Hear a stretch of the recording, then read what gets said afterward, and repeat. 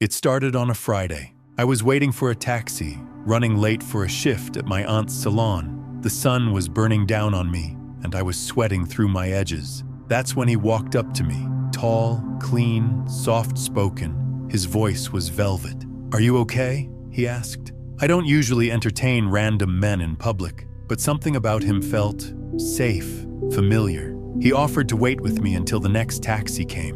We spoke like old friends. We exchanged names. He had a gap between his teeth and eyes that didn't blink too much, but I ignored that. We exchanged numbers. That night, he called me. Not text, not WhatsApp, called. Who does that these days? Over the next few weeks, we started seeing each other almost every day. He lived in another township, but not that far from where I stayed. His place was neat, almost too neat. No photos, no dirty laundry, no smell of food, ever. But when I brought it up, he just laughed. "I'm a minimalist," he said. "Too much noise in this world already." I thought he was deep, woke, different from all the other guys who only wanted one thing. He would just hold me, talk to me, play old soul records while I drifted off on his couch. But slowly, things stopped making sense. One night, I tried to surprise him with dinner. I cooked one of my favorite meals, the way my mom taught me. When I got to his place, he opened the door but didn't invite me in. "Not tonight, babe. I'm not feeling well." Still, I pushed past him. I wanted to take care of him. When I stepped inside, it was ice cold. I'm not talking aircon cold. I'm talking morgue cold. The kind of cold that settles in your bones. That night, I didn't sleep.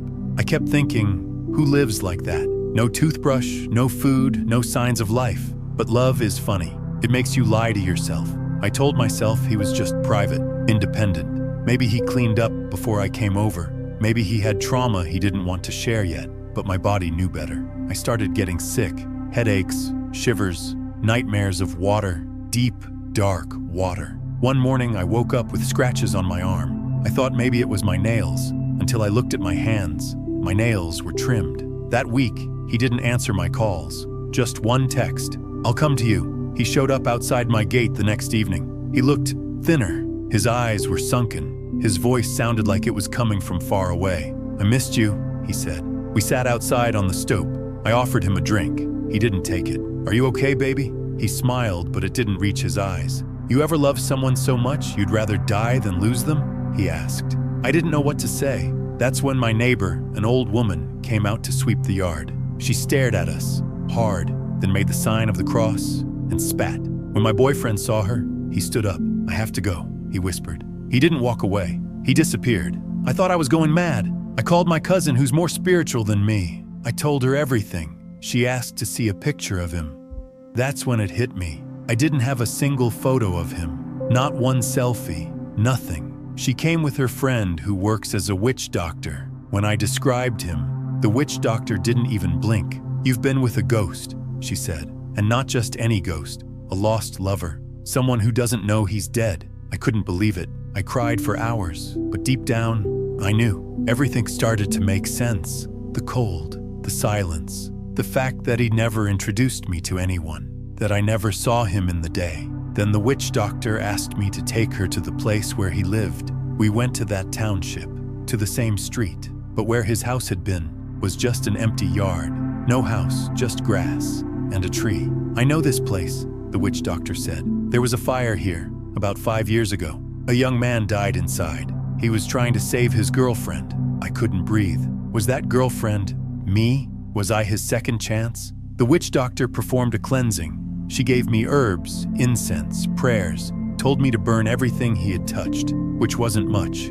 A beanie he left in my room, a bracelet I thought I had bought myself, but now I'm not so sure. For weeks after that, I still felt him. I even smelled his cologne when I knew no one else was home. And one day, a letter appeared on my pillow. Just one line, written in smudged pencil. "Thank you for seeing me."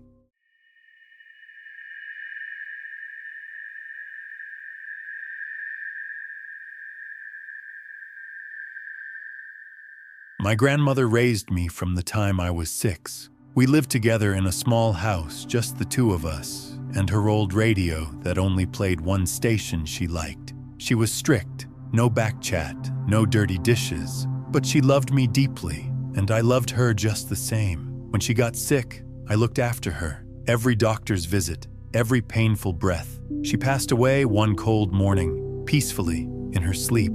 The funeral was hard, but I thought once we laid her to rest, that would be the end. I was wrong.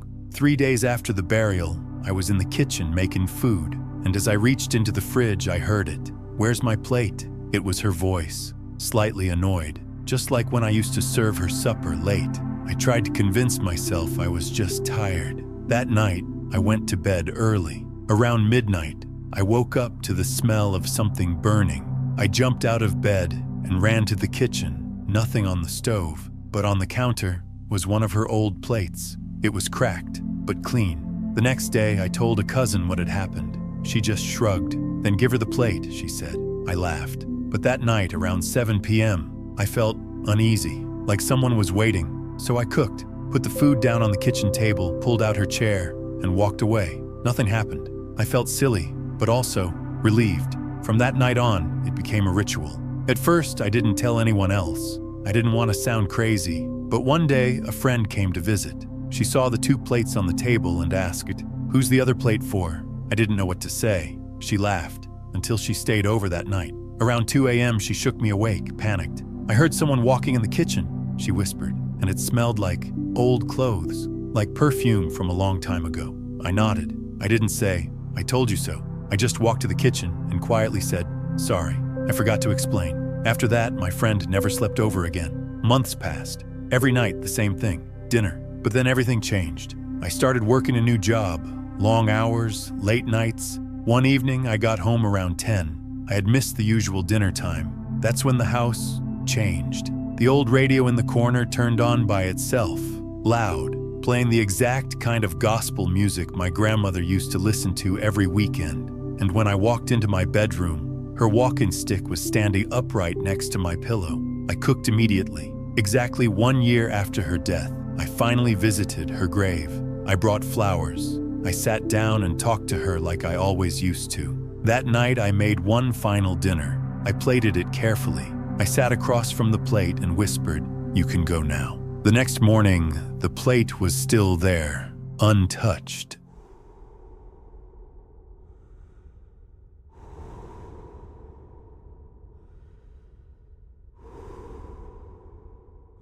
We thought we'd finally done it, our first home, a fresh start. But on the very first night, we heard her voice, a whisper, low and urgent. "Help me." We laughed it off, probably the wind. The next morning, our dresser drawer was open.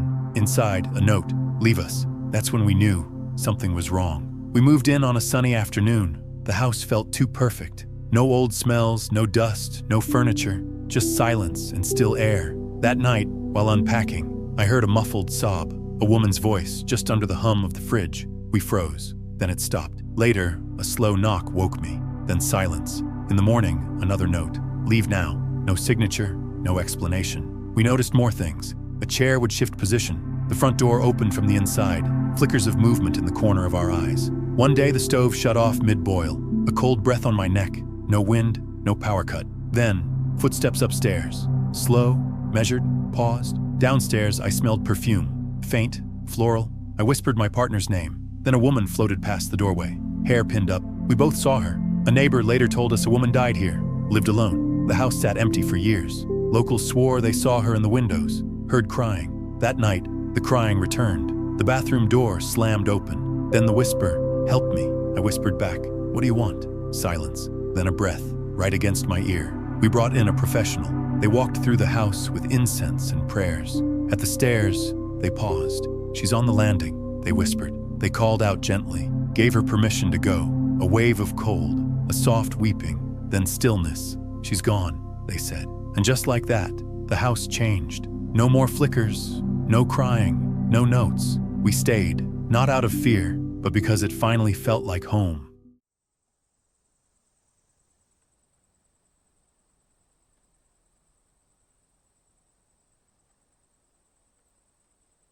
The first time I heard her voice, I thought it was my sister playing a trick. Soft laughter in the hallway, just like before. But when I opened the door, no one was there. Then the fridge opened by itself.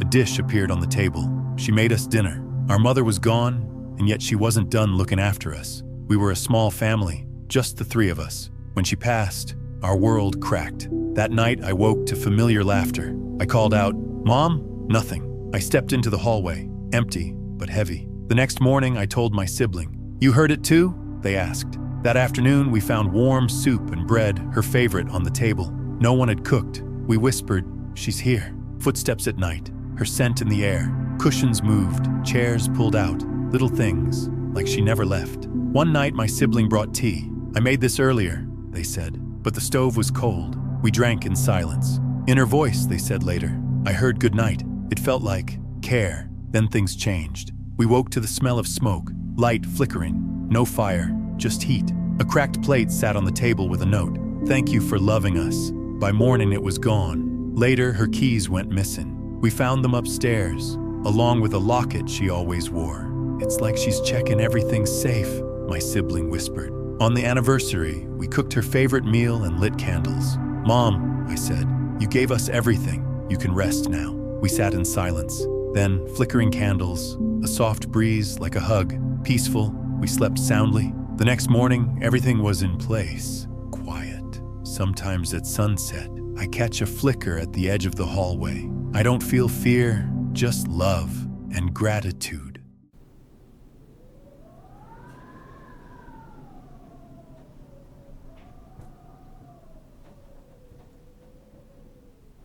I met him at a small cafe, waiting in line. He looked nervous, but kind. When my table wasn't ready, he offered me a seat. We talked. That evening, he walked me home. No awkward silence, just comfort. In the weeks that followed, we were inseparable. He never said where he was from, never ate. I once made pasta. He took a bite, eyes watering. "I'm fine," he said. "I can't keep eating like this." He never slept. I'd wake to find him sitting by the window, completely still. No pillow creased, no sign he moved. No social media, no photos, no friends. I called it mysterious, but something was wrong. Then, the callus, a ridge on my arm, like pressure had been there. I showed him photos from my life. He stared, stood up, and left. That's when I started noticing everything. Light bulbs flickered when he entered rooms. My phone died fast. My stomach churned when he was near. Electronics glitched. Nights filled with static. One evening, I lost my keys. Came home to find him inside, flipping through a magazine. No footprints, no sound, just stillness. I texted, "Are you real?" No reply. The next night, he knocked. His eyes were dim. "I saw your pictures," he said, and I couldn't stay. Then I asked, "Are you alive?" He tilted his head. "I don't remember. It all hit me. He didn't eat. He didn't sleep. He avoided mirrors and cameras. He wasn't alive." He reached for my hand, his eyes full of sorrow. "I'm sorry." He walked out. The door closed silently. I stayed frozen. Not with grief, but shock. Later, I searched online. A man had died at that cafe corner. No ID, no belongings. In a blurry photo from the article, it was him. I called his number, just once. No answer. I lit candles, wrote letters I never sent, told a counselor everything. They said, love can haunt us as much as loss. One night, I dreamed of him. He smiled and reached out, but his hand passed through mine. I woke up gasping, and that was the last time I ever felt him.